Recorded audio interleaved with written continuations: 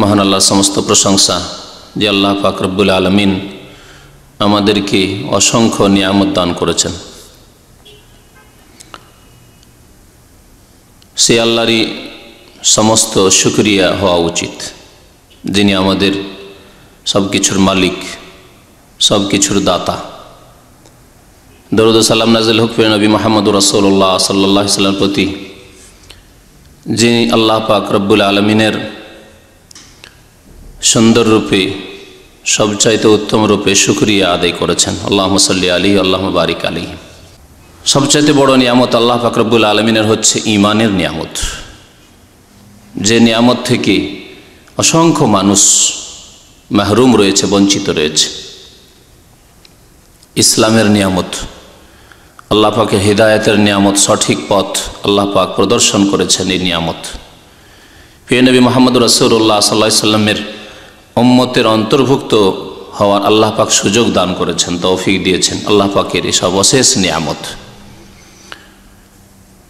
যে নিয়ামতের বিনিময়ে মানুষ ইহকালেও সুখী, পরকালেও সুখী হতে পারে যদি সে নিয়ামতের কদর করে, সে নিয়ামতের যদি মূল্যায়ন করে, মর্যাদা দান করে, সে নিয়ামতের যদি হক আদায় করে। আল্লাহ পাক রব্বুল আলামিন আমাদের নিজের শরীর যদি আমরা দেখি, মাথা থেকে পা পর্যন্ত, এতে অসংখ্য নিয়ামত আল্লাহ পাকের রয়েছে। বিবেক বুদ্ধি, আল্লাহ পাক আপনাকে আমাকে পাগল করেননি, আল্লাহ পাক রব্বুল আমাদেরকে অন্ধ করেননি, চোখের নিয়ামত রয়েছে। আল্লাহ পাক আমাদেরকে হাত দিয়েছেন, পা দিয়েছেন, বাক শক্তি দিয়েছেন, বোবা করেননি। আল্লাহ পাক সুস্থ রেখেছেন, এই যে 1 বছর সুস্থ থাকলেন, এই নিয়ামতের কি শুকরিয়া আল্লাহ পাক রব্বুল আলামিন আদায় করেছেন।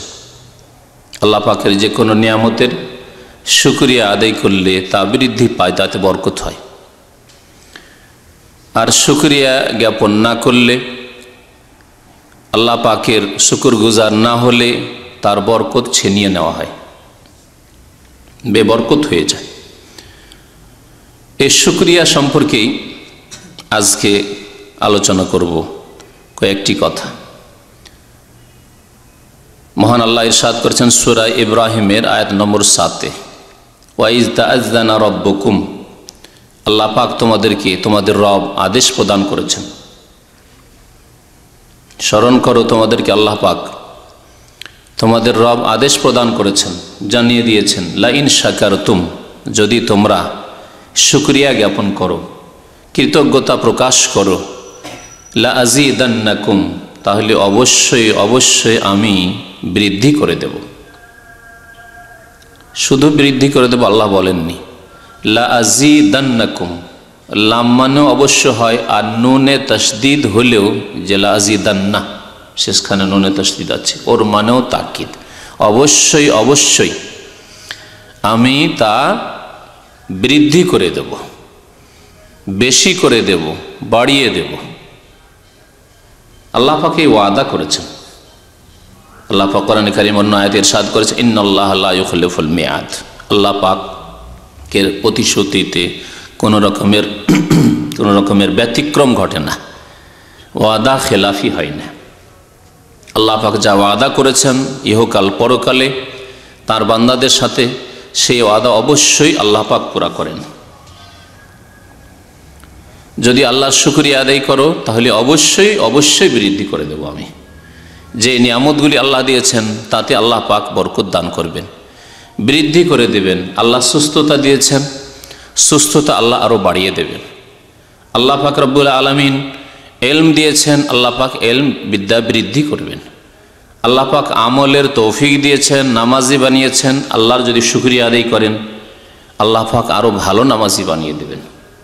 আল্লাহ পাক রব্বুল আলামিন ঈমান ইসলামের তৌফিক দিয়েছেন, আপনাকে আমাকে মুমিন মুসলিম করেছেন, যদি এর শুকরিয়া আদায় করেন আল্লাহ পাক এই ঈমান ইসলামকে আরও বেশি বাড়িয়ে দেবেন, সুন্দর করে দেবেন।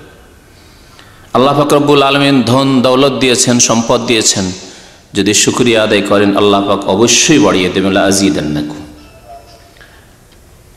আল্লাহ পাক সন্তান সন্ততি দিয়েছেন, যদি শুকরিয়া আদায় করেন, ছেলেই দিয়েছেন বা মেয়েই দিয়েছেন, বা উভয় দিয়েছেন, যাই দিয়েছেন আল্লাহ পাক রব্বুল আলামিন যদি শুকরিয়া আদায় করেন তাহলে অবশ্যই অবশ্যই আল্লাহ বাড়িয়ে দেবেন।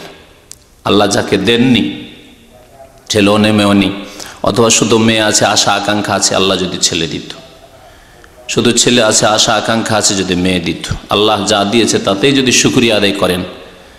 ছেলে মেয়ে কিছুই দেননি কিন্তু আল্লাহ পাক রব্বুল আলামিন অনেক নিয়ামত দিয়েছেন, আপনাকে মুমিন মুসলিম করেছেন। অনেকে কুফরিতে নিমজ্জিত রয়েছে, পাপে ডুবে রয়েছে, আপনার ভবিষ্যৎ উজ্জ্বল যদি আপনি শুকরিয়া আদায় করেন। আল্লাহ আপনাকে সুস্থ রেখেছেন, অনেকে অসুস্থ হয়ে রয়েছে, হাসপাতালে রয়েছে। অনেক নিয়ামত থেকে অনেক আল্লাহর বান্দা মানুষ বঞ্চিত রয়েছে, আপনাকে আল্লাহ অনেক নিয়ামত দিয়েছেন। প্রত্যেকটি নিয়ামতকে স্মরণ করি যদি শুকরিয়া আদায় করেন তাহলে আল্লাহ পাক বাড়িয়ে দেবেন। আল্লাহর কাছে কোনো অভাব নেই, আল্লাহ পাক আপনাকে সন্তান সন্ততির নিয়ামতও দেবেন। ওয়ালা ইন কাফারতুম, আল্লাহ পাক আরও ইরশাদ করছেন, আর যদি তোমরা অকৃতজ্ঞ হও। আল্লাহ পাক শুকরিয়ার বিপরীত আল্লাহ কি বলেছেন? কুফরি বলেছেন। তাহলে আল্লাহ পাক যিনি দাতা, যিনি দিলেন, তার যদি নিয়ামতের শুকরিয়া আদায় না করা হয় তাহলে এ হচ্ছে এক ধরনের কুফরি। তাই ইরশাদ করছেন, লা ইন শাকারতুম লা আযীদান্নাকুম ওয়া লা ইন কাফারতুম, শুকরিয়া আদায় করো তো বাড়িয়ে দেব, আর যদি কুফরি করো। ওলামারা বলেছেন কুফরি দুই প্রকার, এক হচ্ছে অস্বীকার করার কুফরি, অস্বীকার করার কুফরি, আল্লাহকে অস্বীকার করা, পরকালকে অস্বীকার করা, রিসালাত রাসূলকে অস্বীকার করা, আল্লাহর নাজিলকৃত কিতাবকে অস্বীকার করা, আল্লাহর দিনের বিধিবিধানকে অস্বীকার করা, নামাজকে অস্বীকার করা, দিনের বিধিবিধানকে অস্বীকার করা, অস্বীকার করা, আল্লাহর একত্বকে অস্বীকার করা, পাপ যে পাপ তা অস্বীকার করা, এগুলি হচ্ছে অস্বীকার করার কুফরি। আর এক কুফরি হচ্ছে কৃতজ্ঞতা, অকৃতজ্ঞ হওয়া, না শুকরি করা, নিয়ামতের কুফরি করা। আল্লাহ পাক রব্বুল আলামিন এই অর্থে বলেছেন ওয়ালা ইন কাফারতুম, নিয়ামত আল্লাহ পাক রব্বুল আলামিনের। এক শ্রেণীর লোক আছে বিশ্বাসী নেই, এ পৃথিবীতে আমি পেয়েছি আমার বিবেক বুদ্ধি দিয়ে ইত্যাদি, অথবা এইরকম কোনো ধারণা নেই, যেমন কাফেরদের অবস্থা।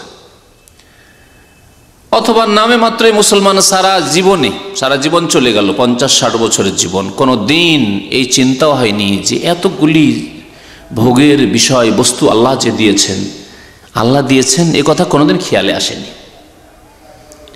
এ হচ্ছে কুফরি, প্রথম কুফরি, যেটি কুফরি, না শুকরি নাই, অকৃতজ্ঞতা নাই। আর যদি স্বীকার করে যে এগুলি আল্লাহ পাকের দান, আল্লাহ পাকের দান, কিন্তু তার হক যদি আদায় না করে যেভাবে আল্লাহ আদায় করতে বলেছেন, যিনি দাতা তার যদি শুকরগুজার না হয়, শুকরিয়া আদায় না করে, কৃতজ্ঞতা প্রকাশ না করে, তার ক্ষেত্রে আল্লাহ পাক বলছেন ওয়ালা ইন কাফারতুম, তোমরা যদি অকৃতজ্ঞ হও, ইন্না আযাবি লাশাদীদ, তাহলে জেনে রাখো যে নিশ্চয়ই আমার আযাব বড়ই শক্ত রয়েছে। তাহলে আল্লাহ পাকের নিয়ামতের যদি কেউ না শুকরগুজার হয়, শুকরিয়া আদায় না করে, অকৃতজ্ঞ হয়, কদর করল না, আল্লাহ পাক দাতা তার হক আদায় করল না, শুকরিয়া আদায় কেমনভাবে করতে হবে তা আরও পরে ব্যাখ্যা করবো ইনশাআল্লাহ। তাহলে তার জন্য যদি কঠোর শাস্তি হয়, তাহলে যেই ব্যক্তি আল্লাহ পাকের নিয়ামত বলে তার কোনো ধারণাই নেই, বিশ্বাসী নেই, অথবা ভ্রুক্ষেপ নেই, দুই রকম হতে পারে। এক হচ্ছে বিশ্বাসী নেই, যেমন কাফের, অথবা কাফেরদের পথে যে চলেছে, আমার সুস্থতা যে আল্লাহর দান, এতে বিশ্বাসী নয় সে, প্রাকৃতিক বিষয় সব কিছু। আমাকে আজ আল্লাহ হায়াত দান করেছেন, আল্লাহ সৃষ্টি করেছেন, এই বিশ্বাসী নেই। আমার রব যে আল্লাহ, প্রতিপালক আল্লাহ, আমার হেফাজতকারী আল্লাহ, আমার রিজিক দাতা আল্লাহ, আমার সৃষ্টিকর্তা আল্লাহ, এসব বিশ্বাসী নয়, তাহলে সে কাফের, অস্বীকারী করেছে, বিশ্বাসী নেই।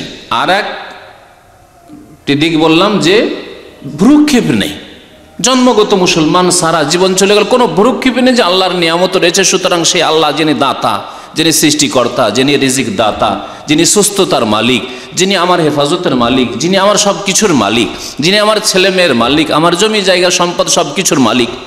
ওয়ালিল্লাহি মিরাসুস সামাওয়াতি ওয়াল আরদ, লিল্লাহি মুলকুস সামাওয়াতি ওয়াল আরদ। আসমান জমিনের মালিক, সব কিছুর মালিক কে? আল্লাহ পাক রব্বুল আলামিন। এর ভ্রুক্ষেপ নেই। হয়তো জন্মগত মুসলিম, আর এই রকম অসংখ্য মুসলিম আজকালকার জামানায় রয়েছে। শুধু গত 1 বছর অতিবাহিত হওয়া নয়, সারা জীবন অতিবাহিত হয়ে গেল। যদি ভালো করে জিজ্ঞাসা করা হয় যে ইসলামের খাতায় আপনার কি কাজ রয়েছে, জিরো, কিছু নেই। আল্লাহ পাক রব্বুল আলামিনের জন্য, যিনি আপনার সৃষ্টিকর্তা, আপনার রিজিক দাতা, আপনি কি করেছেন? এক একটি করে তার প্রতি ঈমান, তার দ্বীনের খেদমত, তার আদেশকৃত ফরজ ওয়াজিব আদায়, 5 ওয়াক্ত নামাজ, মাহে রমজানের রোজা। আল্লাহ পাক ধন সম্পদ দিয়েছেন, তার শুকরিয়া স্বরূপ ফরজ যাকাত। ধন সম্পদ দিয়েছেন, তার শুকরিয়া স্বরূপ ফরজ হজ। ধন সম্পদ দিয়েছেন, তার শুকরিয়া স্বরূপ মাতা পিতার সেবা, আত্মীয় স্বজনদের দেখাশোনা। ধন দৌলত দিয়েছেন, গরিব, অভাবী, ইয়তিম, বিধবা, অসহায়দের খোঁজ খবর নেওয়া ইত্যাদি ফরজ ওয়াজিব কাজ। এবং সেই আল্লাহর নিয়ামতকে সৎ কাজে লাগানো। আপনি সৎ কাজে লাগিয়েছেন, অসৎ কাজে লাগিয়েছেন? যদি জিজ্ঞাসা করা হয় যে আপনার ধন দৌলত বিবেক বুদ্ধি আপনাকে যা আল্লাহ নিয়ামত দিয়েছেন, ভালো কাজে লাগিয়েছেন না মন্দ কাজে লাগিয়েছেন, তার কাছে ভালো মন্দের কোনো পার্থক্য নেই, ভ্রুক্ষেপই নেই, যে আল্লাহর দান, সুতরাং আমাকে ভালো কাজে লাগাতে হবে, আল্লাহর নিয়ামত, খারাপ কাজ থেকে বেঁচে থাকতে হবে। আমার ধন সম্পদ, আমার বিবেক বুদ্ধি, আমার দৈহিক পরিশ্রম ইত্যাদি যাতে করে কোনো গুনহার কাজে না লাগে, পাপের সেবা না করে থাকি, পাপীদের সেবা না করে থাকি, এই রকমের কোনো ভ্রুক্ষেপই নেই। যদি জিজ্ঞাসা করেন, এমন অসংখ্য মুসলিম রয়েছে, জন্মগত মুসলিম।